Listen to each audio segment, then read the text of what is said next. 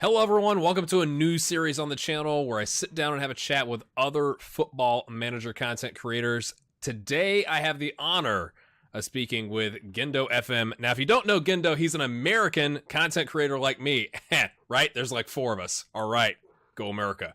Who has done some great series on his YouTube channel, including Basque Boys and The Great Chicago Fire. But let's not hear it all from me. Gendo, how are you, man? I'm doing very well. Thank you for having me on, Mr. Gray. Glad to be, I believe, is it your first American or is it just one of the Americans? To be completely transparent, you're the first person I've done this with, period, but obviously that makes you the first American as well. So the honor is bestowed upon you, my sir. Woo! Default! And you can call me gray hair, gray, whatever you want. It's totally fine. I don't want to be calling you Mr. Gray continuously because then we got a 50 Shades of Gray thing going on, and I really don't want to have that connotation put upon me. So gray hair it is. Yeah, that's totally awesome. But I'm going to take us away from football for a moment. So you're in Chicago, right? That is correct. All right, so that means you're a Chicago Fire fan. I've seen you got your whatever game day vlogs where you're going out to some of the matches. The majority of the matches, actually, this is, a first-time season ticket holder on top of that. Oh, all right, sweet. And obviously, we were talking before we started recording, you're a Blackhawks fan. So season, so happy about that. So that leaves us with baseball. Which side do you fall on in the Chicago baseball scene? Well, basically 22 years since I started watching baseball. Chicago Cubs. Chicago Cubs.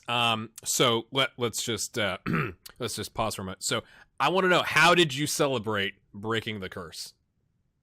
I was at a bar downtown, not near the Wrigleyville area, but in a bar downtown, just having some, just regular, normal celebratory activities, spraying beer around and whatnot, throwing food around, and everyone was so happy that we were all, finally getting our first World Series title in 100 plus years. And if it was crazy down by me, about 3 miles north of Wrigleyville, absolutely crazy. People in the streets and whatnot celebrating. Yeah, my dad is from Illinois and was a Cubs fan for the longest time. So yeah, I'm in East Tennessee, and we had a WGN for the longest time that would play that, like, you could get TBS and get the Braves, or you get WGN and get the Cubs, and that was it. So I was definitely up at whatever.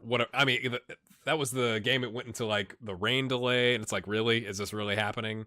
And actually, a couple of people left the bar because the rain delay. They thought, oh, this thing's going to be rained out for an hour or so I might as well catch the train home, watch it back in my place. No, it was only a 15-minute rain delay, and it was right back in it. Oh, that's if you've committed that long, if it's already like midnight, you just gotta stay. Like, what's the difference between midnight and 2 a.m.? Like, come on.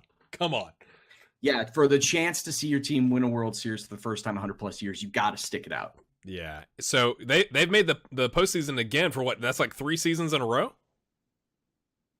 Yes. And it's the first time that the Cubs have done that 3 years in a row since, well, the last time they won the World Series, 1906, 07, and 08. That GM they hired, is it Epstein? The former Boston Red Sox one that orchestrated their first World Series title in 80 some odd years. He's pretty good at his job, I reckon. I mean, I'm just saying. I would say that he knows how to handle baseball business. Oh, that's awesome. I figured you had a good shot at being a Cubs fan. You sound like a good guy, so that's totally awesome that you live in Chicago and got to experience that. But let's get back on track. All right. So we talked baseball. We talked a little bit of hockey. How excited are you for Football Manager 2018? I am extremely excited, and I'm actually curious to know what other features that they're going to be coming out with, because the little teaser trailer that they gave us, it's nice that they gave us a little bit of extension of what the scouting and the injury reports could potentially be. I still want to see anything including extended training, because the training still feels a little bit lax, but maybe they'll address it in a future video. We don't know. As far as the dynamics go, I know that they were up this whole idea of dynamics, and Miles was talking about it, added dynamics. And then they showed the screenshots of, okay, so you have your team leaders, you have your player groups of various nationalities or player personalities. I feel like with this added dynamic stuff, player morale also comes into a bigger focus with this. And we all knew FM17 kind of hinged on player morale, affecting results and affecting player consciousness and player personality. But it seems like now with these added dynamics, player morale takes another leap forward in dictating results and how your team plays. Absolutely. So obviously you were here, I kind of got into Football Manager right at the end of 16 going into 17. So they didn't do that big of a video launch last year, did they? Not, and honestly for good reason, because there wasn't many quote unquote added features. They said that they added in a lot of features, but mostly it was various different animations for the match engine. They didn't do much in terms of different screens on the front end. They didn't do much in the overall HUD of the entire aspect of the entire game. So it just felt like an extension of FM16, 16.5, if you will. And it became very apparent as you kept playing the game for a month, 2 months after the game launch. It's like there really wasn't much of a change after this. It just feels like I'm playing FM16 again with just an updated roster. Right. Yeah, the dynamics thing I think is really just like from the 2 screens you got, because you had the social groups and then the dynamic hierarchy. I think that's really interesting because you're right? Like right now it's everybody's morale generally goes down together unless you get somebody who's mad about a contract or something like that. But I think it's really interesting that you can have like subgroups that are like, man, we're good. Like I'm happy. And one of the things I want to know is, like in the screenshot they gave, you had like the highly influential people and then like whatever, the regular guys. I'm like, how do you get someone from a regular guy up? Like, is that even possible? Or is it based on, their reputation in the media or something like that? Like, I was just kind of wondering how that's going to work and how that's going to obviously interfere with, your squad selection and all that good stuff.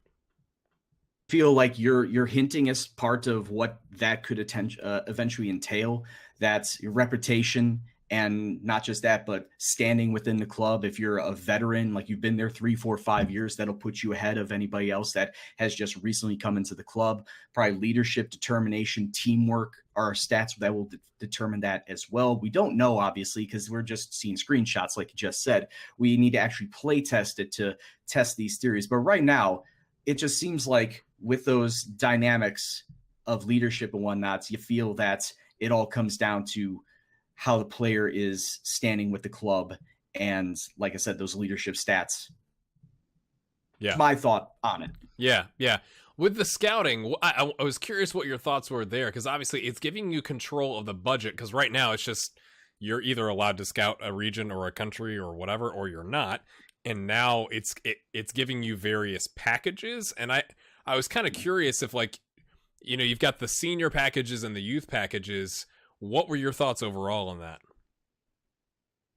It's definitely going to make you focus on your budget as well on top of that, because obviously you're not just going to hire a scout and say, oh, I'm going to stick him in Spain and go scout people in Spain. I'm going to stick this guy in Italy and go scout him in Italy. And there's no other extra budget tied to that. You just pay for the scout and let him roam around. Now you actually have to, okay, say I have 50,000 that I want to scout for just this league, or 100,000 for this group of leagues, 150,000 for a country, etc., or X amount of dollars for the world.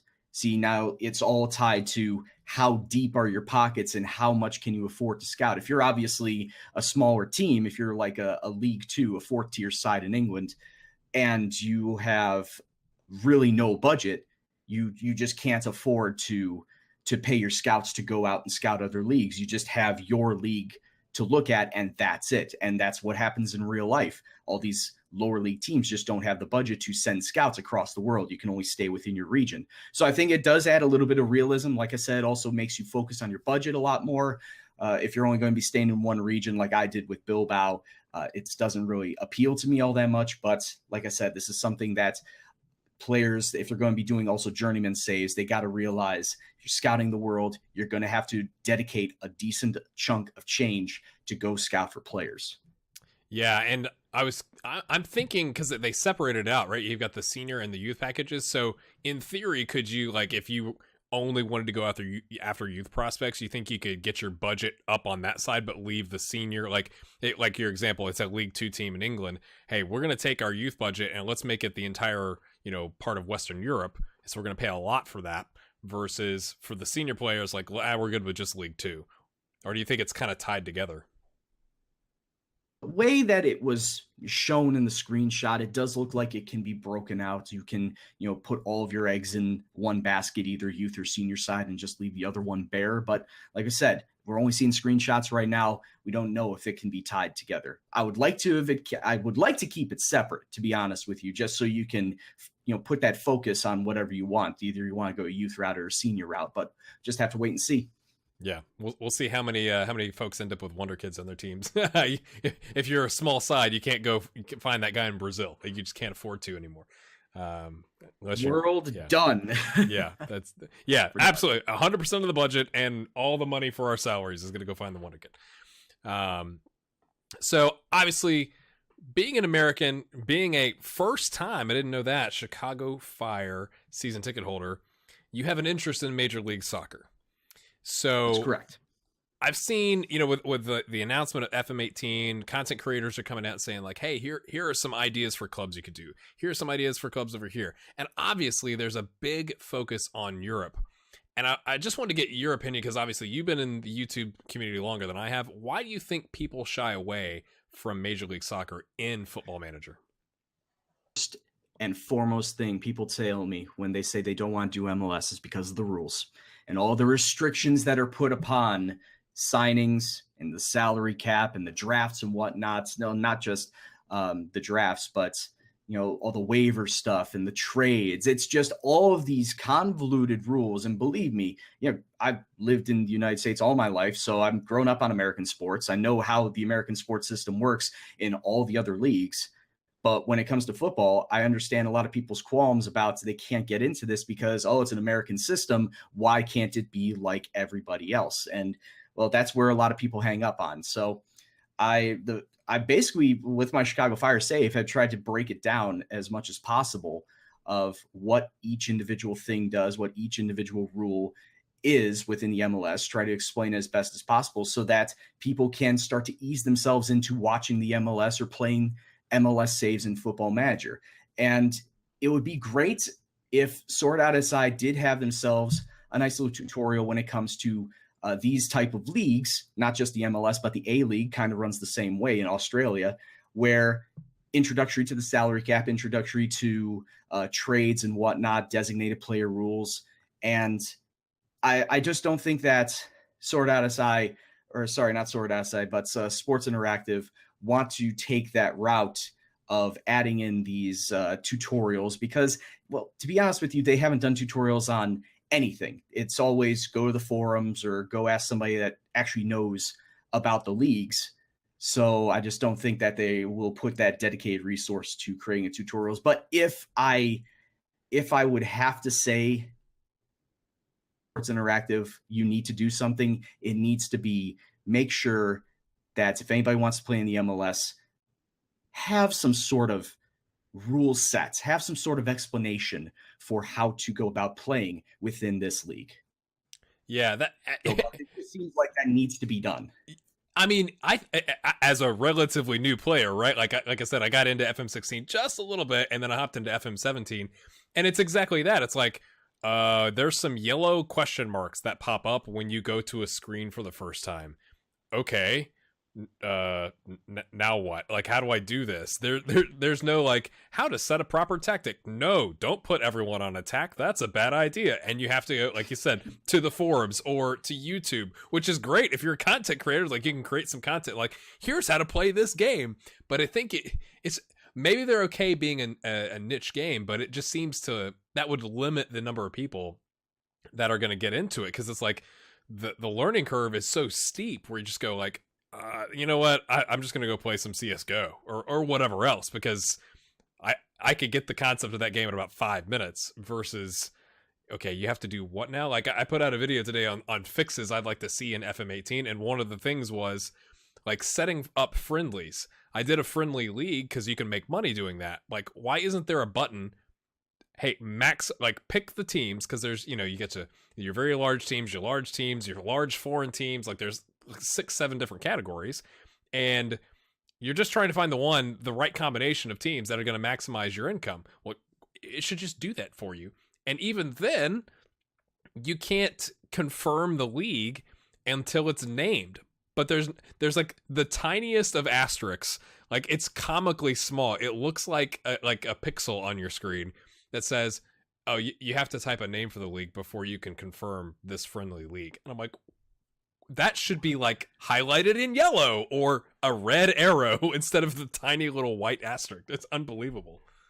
I haven't come across that problem, so that's a new issue for me that I've never even heard of before. So that's very, very interesting, very dumb on their part to have it set up like that. So it should just be automatically there. Yeah. It's just like, and I get it. Like, you want to call it I usually call mine, like, if it's after a winter break, the Welcome Back League. It just has to have a name. Okay, cool. But like the box that you put the name is just a slightly darker green than the rest of the screen with a tiny asterisk next to it. It's kind of like, what is going on? But yeah, I figured people had shied away from MLS because it's complicated. If you're not from the American sports arena, right? If you watch that, you're a Cubs fan, right? Like, hey, we trade this guy, salary cap issues, you got to stay into whatever, right? It's like that makes sense. But then you go into a world where it's like, we usually just pay a transfer fee, and like nobody cares how much money you spend. What's the deal, right? Like, that could be a bit of an adjustment.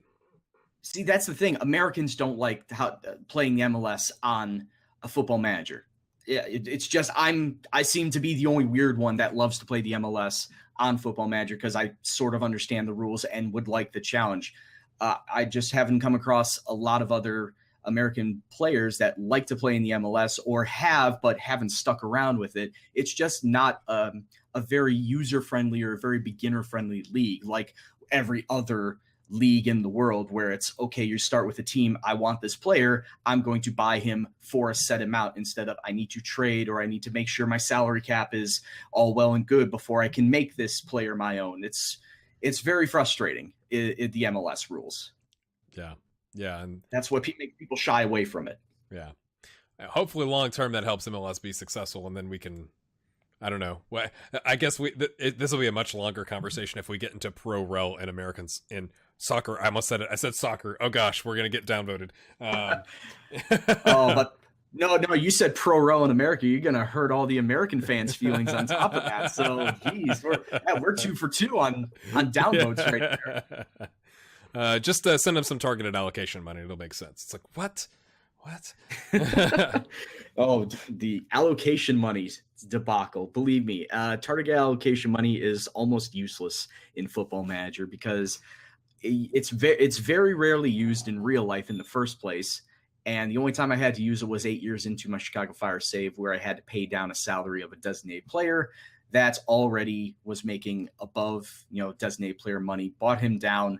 And I was like, wow, it actually automatically said your target allocation money has been used to make this player now have a normal contract instead of a designated player contract. I took a look at that. It's like, that's the first time I've ever seen that happen. Man, targeted allocation money is so useless. That's awesome. Oh, man.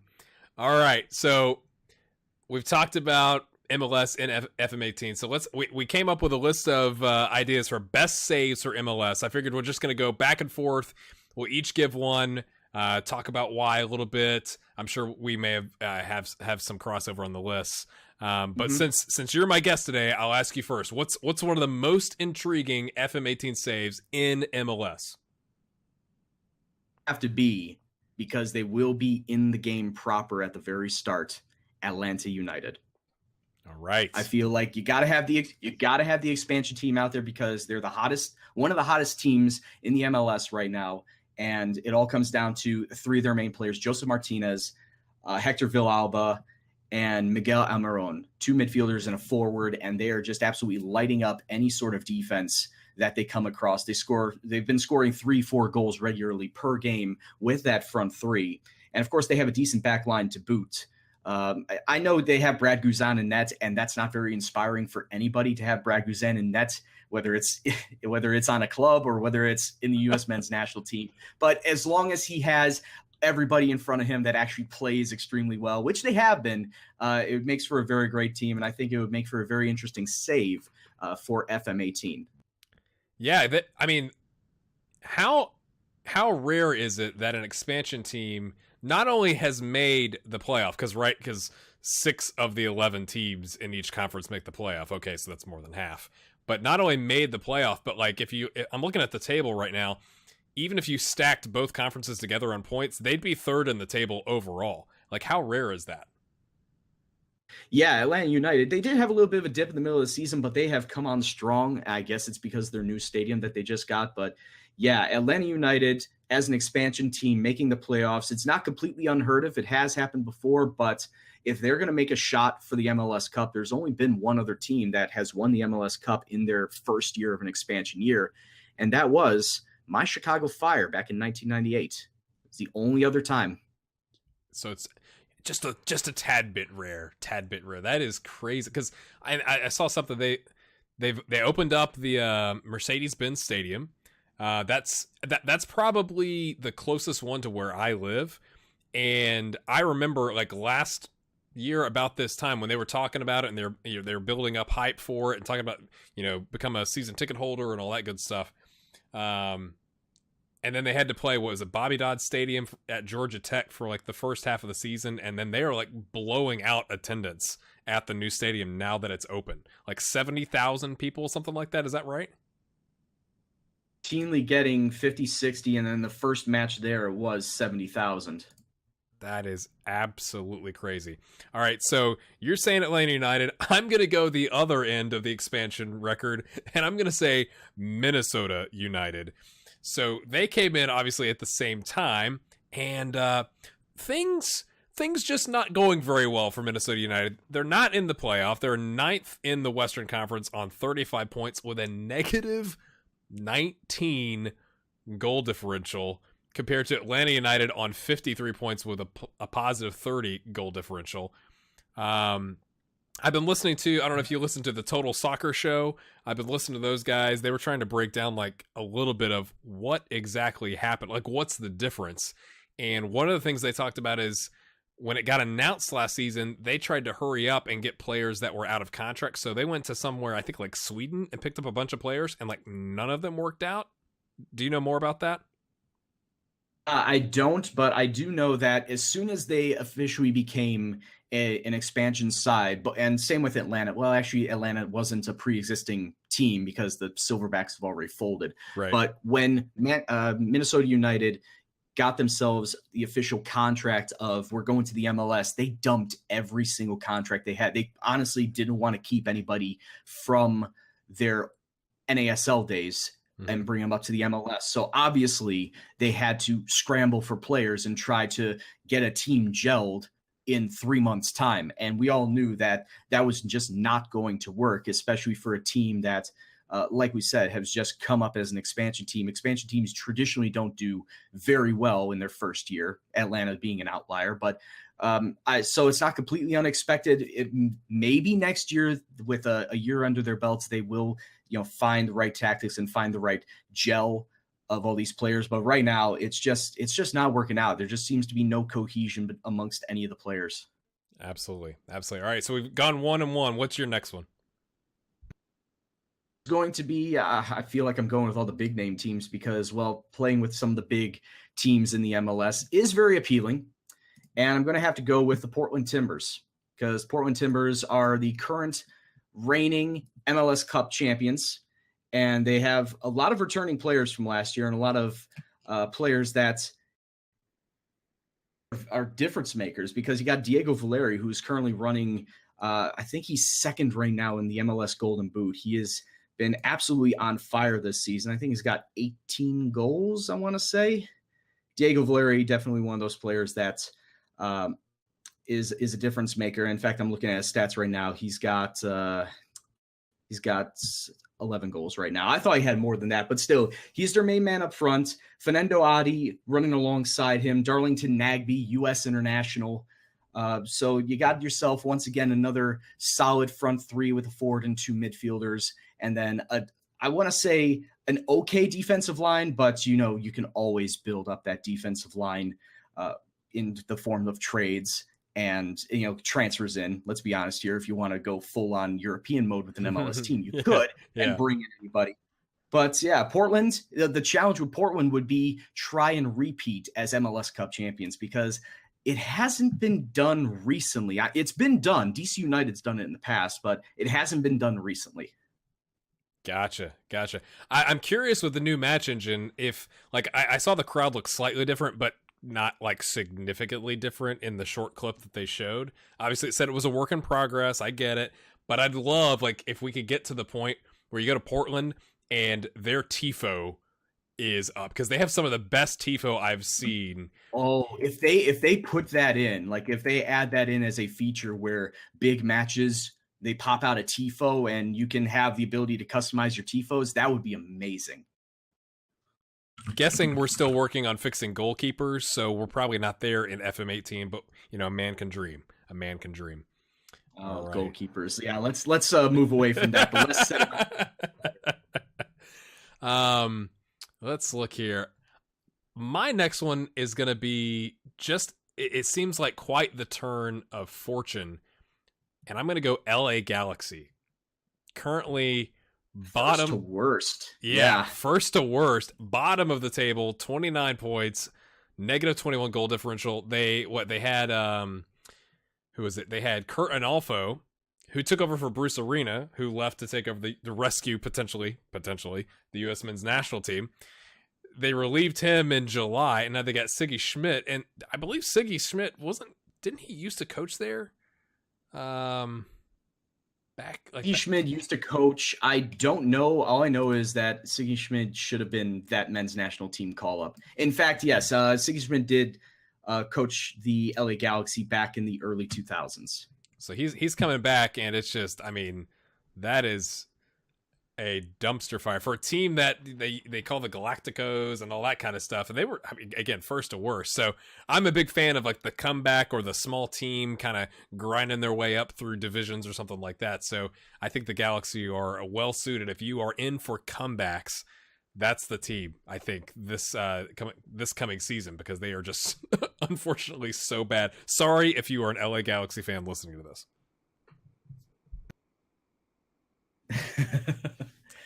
It is nice that they are relinquishing their dominance in the MLS and allowing our teams to come and take the throne. That is very generous of them. That is quite generous of them. All right, what's your next one? All right, my third one, I think that's going to be my final one, because I haven't really picked, because obviously you don't want to go all the big name teams. Like I said, Portland, like Toronto would have been another one. But I'm going to go with my hometown team, Chicago Fire. And Chicago Fire, like you said, turn of fortune. They've been last place for the last 2 seasons. This is the first time that any MLS team has ever done that. They finished dead last 2 years in a row.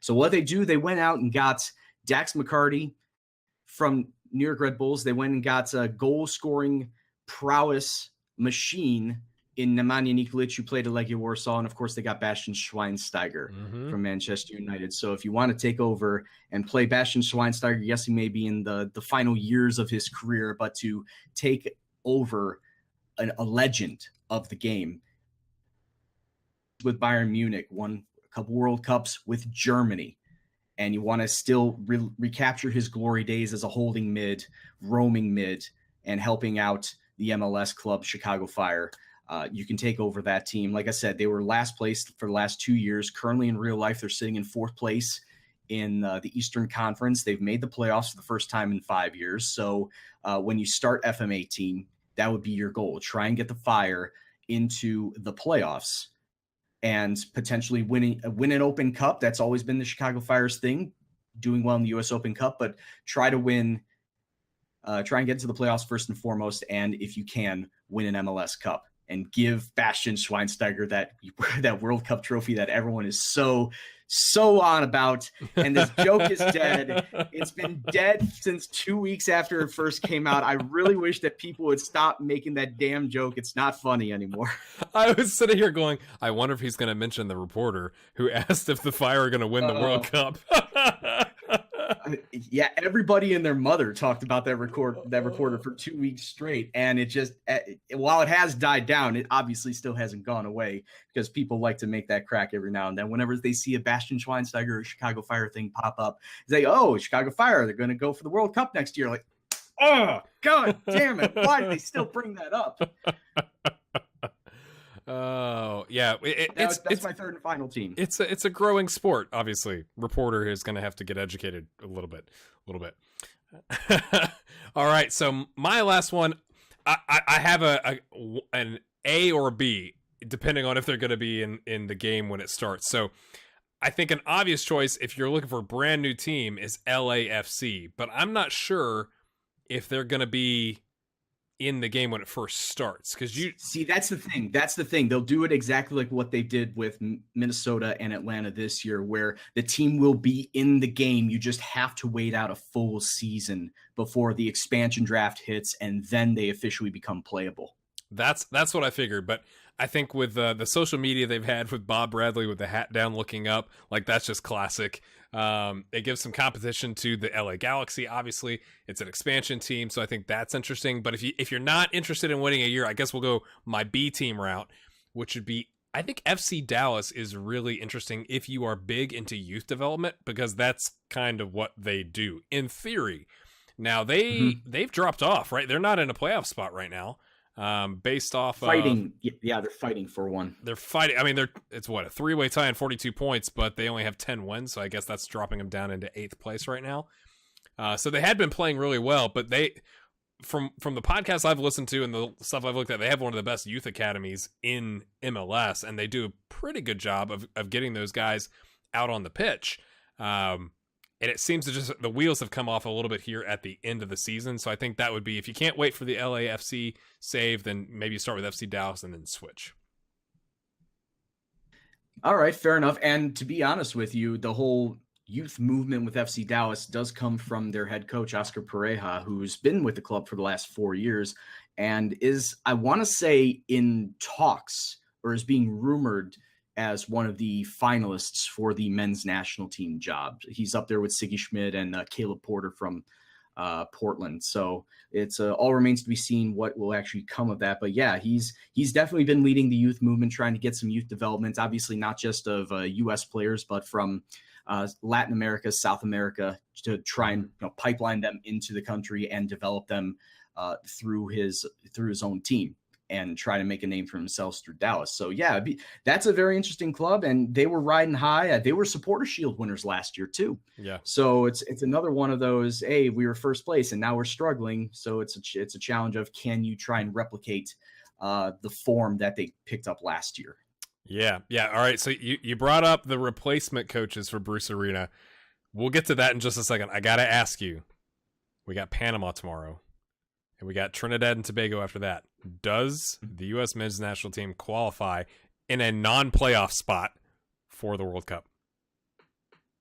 Foremost, they got to win versus Panama. That is a done deal. No bones about it. They have to win versus Panama to jump into third place. And then you feel a win versus Trinidad is all but guaranteed. But, with how the men's national teams played over this last year, no win is guaranteed.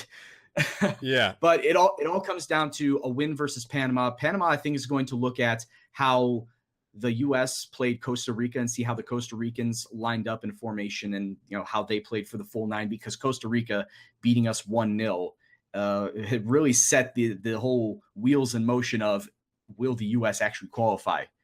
Is that actually going to be, are they actually going to miss out for the first time since 1986? And I feel that the U.S. needs to come out all guns blazing. They really need to have speed and youth on the pitch as well. They can't have old guys. They need to have players that will have some impact on the pitch. And if they do qualify for the World Cup, players that will have international experience going into Russia and have some time to gel with the other players that will be going there. So I really don't want to see Clint Dempsey feature all that often. I don't want to see Josie Altidore feature all that often, but who else are you going to go for sitting up top? Because apparently Chris Wondolowski made the national team. How the hell does Wondo at 35 years old get a nod in a crucial game such as Panama? that does not make sense. And you can make the argument of, oh, well, there really wasn't many other choices you can go for. Jordan Morris. Apparently, Jordan Morris has fallen off the table, which is sad because he was labeled as the future forward for the United States. And, well, he's not hit his stride in this last year. And then they got Bobby Wood. I like Bobby Wood, don't get me wrong, but just the entirety of that forward selection of Josie Wando and Bobby Wood just leaves me very uninterested. I want to know how we only have, in all of the United States and all the players playing from America elsewhere, how we only have one legitimate right back option. And if he gets it, I have been sweating this week over DeAndre Yedlin's hamstrings. It's just like, just put that guy in a safe and just transport him around. He can't touch anything. He can't trip over anything. Because if he goes down, we're gonna play 3 at the back. Like, that's not gonna work. Not versus Panama. Yeah. Sure as hell isn't. Yeah. But I feel like DeAndre Yedlin is kind of like a poor man's Hector Bellerin. He gives you pace, but he doesn't give you much anything else. Yeah, but like we weren't if getting he does anything. Down, you're lost. Yeah, it's like Zuzi. Wait. Didn't Bruce Arena say that he didn't want to call up Fabian Johnson because there were other players ahead of him? Fabian Johnson would have been your perfect right back. Yeah. Outside of DeAndre. But Johnson also said that he didn't want to play. He wanted to play, like, he wanted to know one position that he was going to play. And I think that was more on the left side. And it's like, well, you're not the starting left back, and you're not taking, if Nagbe plays on left midfield, you're not taking his spot. So good luck. And he's not been in good form. But man, yeah, like I'm going to be sweating until I'm guessing about 10 o'clock tomorrow evening. Yeah, and I was just going to take a look, and I believe, it's going to be happening right after I stream, because I stream from 7 to 10. So, I'll end my stream, and I'll get to sit down and with my bag of popcorn and watch and see how this U.S. tire fire is going to happen, and just see where exactly this team is going to blow up, because I feel like it's going to happen. But hoping for a win, and if we do get the win versus Panama, we should see ourselves through to the World Cup, because I think if we do win versus Panama, there's no way we can finish lower than 4th. And, oh, man, if we make the playoffs, though, if we have to go through the playoff, that'd be the first time the U.S. has to go through a playoff, and then we have to take on either Australia or Syria. It's looking like it's going to be Australia, which is a match that you would typically see in a World Cup proper, not in a playoff to get to a World Cup. Yeah, that's what's so dangerous about it. So, yeah, because I think Panama plays, I think Costa Rica, and, I mean, I guess there is the chance that Costa Rica trots out their B team, since they've already qualified, but you'd think that Panama loses to them. So if we can get a win over them, we're on 12 points. Panama, I think, is on 10, and then Honduras is on 9, and they have to play Mexico, and they're not going to get a win either way. Yeah. So win and you're in. Come tomorrow night about this time. So I guess we'll see how that goes, and then then we could figure out who the coach is after that. I just want to make sure it is going to be devastating to the game in this country if we don't make the World Cup. It'd be a complete wake-up call for the Soccer Federation to completely shake up from the top down all the management and all the development, because obviously if we don't qualify, Bruce Arena automatically out the door. But then you got to take a look at the youth development coaches and say, okay, what happened between our under 17s to our under 21s, and why didn't they properly develop players to get themselves to a level that they should be competing regularly for the top spot in CONCACAF? Where did we go wrong here? And then ship those guys out, bring in an entirely new batch of coaches and a whole new senior team manager, which if you want to talk about who we could possibly bring in, we could. Yeah, go ahead. Like I said before, it's Oscar Pareja, FC Dallas manager, Siggy Schmid, of course, LA Galaxy manager, and Caleb Porter from Portland. And I've said it when Bruce Arena came into power once again at the United States men's national team. I said, why didn't they go after Siggy Schmid? He was out of a job. He knows most everybody that is already on the men's national team right now. He could have formulated a formation and a tactic and a play style that would fit these players already. So why didn't you just bring him in? Because I just didn't understand why bring in Bruce Arena, who's got outdated ideas. He likes to favor the old players. And as you've clearly seen, favoring those older players hasn't really given them the results. Yes, we got a Gold Cup out of it, but just in this World Cup qualification, it hasn't really done wonders. So I feel like Siggy Schmid, if he comes in, he could do a job. Caleb Porter is akin to Eddie Howe at England, because a lot of people are trying to talk about Eddie Howe, a youngster, a young manager at Bournemouth, who's apparently was in the running for the English national team job, but he was out of it automatically because he's too young. He's 39 years old, 40 years old. He's too young to be a national team manager. We need someone with more experience and more time out on the pitch, managing teams and whatnot. And that's where I feel like Caleb Porter is in the eyes of the Soccer Federation. He's 42 years old, but he's had a lot of success at Portland, of course, winning the MLS Cup last year. So I feel like he does have the knowledge, he does have the experience, but I think it's the Soccer Federation saying he's too young, which is very unfortunate and a shame if that's what they think. And then Oscar Pareja, you can actually bring in Oscar Pareja. We were talking about him in his youth development. He could be one of the youth coaches. He could stay national team or manager of FC Dallas while being one of the under 21s or under 20s coaches and help develop the youth on an international level. That's what I see potentially. Yeah, and it seems like there is like that, like you were talking about, that lost generation. It's like the folks that it's either like they're like 26 or maybe like 27 and above, like you said, the folks that Bruce is favoring right now. And then I want to say like our U17s and U20s are in their respective World Cups and like look pretty good. Like we've got Weston McKennie's playing in the Bundesliga. Who else was out there? Josh Sargent has signed like a pre-contract deal because he's not 18 with Werder Bremen. So it's like, what happened between the guys that are 21 and 27? Like, what happened? Like, did Jurgen ship them out? Like, where did they go? And I do think it'd be a different conversation if we didn't look so bad against Costa Rica in that 2-0 loss in New Jersey, and then drawing against Honduras. I know it's away. I know it's CONCACAF. I know like all the crazy things that happen in CONCACAF in those countries, but it's Honduras, and you beat them 6-0 on your home turf, and you have to rescue a late draw in like whatever it was, like the 84th, 85th minute from Bobby Wood. Very late. It was the last 10 minutes, and that was a match all the way. I was predicting a win. Should have been a win. You should not be struggling against a team like Honduras ever. Yeah, and because then if you win that game, okay, then the Panama game is important, but you're feeling all right because you probably, I don't have any wood nearby, but knock on wood, you beat Trinidad and Tobago. And then it's like, hey, cool, Bruce came in, he did his job, he righted the ship, boom, off we go.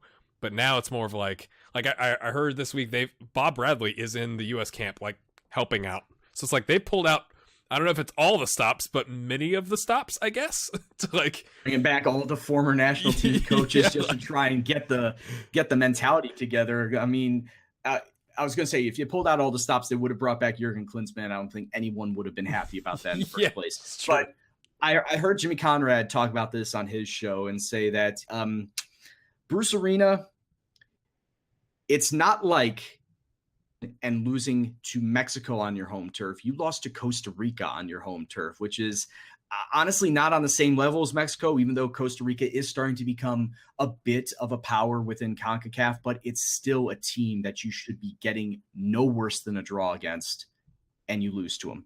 Yeah. And it wasn't like you just lost them. Like you looked bad losing to them. It was completely outplayed. Yeah. We will find out. All righty. So I don't know if you're ready to reveal your plans, but do you know what you're going to be doing in FM18 once it's released? I have concepts, but I don't have teams finalized. So yes, I can talk about them if you want. Yeah, go ahead. So for FM18 and the beta save, I would like to take over a team that has had a high turnover rate of players over this last year. A lot of new players coming in, new faces, just to try and bring a new spark to the team. So either Everton, Manchester City, AC Milan, I feel like those three are going to be like the big three that you're going to see a lot of saves pop up in the beta save at the very least. I don't know if there's any other team that's had just splashed the cash on bringing in extra players, but those are the three that I was thinking about for my beta save, and just probably do a season or two with it. Yeah, because going into okay, go ahead. Yeah, because at the end of the beta, what I've read, again, I wasn't here for the FM17 beta, is that sometimes stuff transfers over, but sometimes there's so many bugs or whatever that they fix that it's like it's worth starting over. Is that been your experience? Yeah, I feel like that it's better to just start a new save once the full game is released, because or to try and work out the kinks, get rid of the bugs. And yeah, they won't get rid of all the bugs, but most of the bugs, that will make it a better experience when you play in the actual game instead of the beta. So that's why I always start over with a new save. Gotcha. And in the meantime, before the beta drops, you've been doing more stuff on Twitch instead of YouTube, right? How's that been going?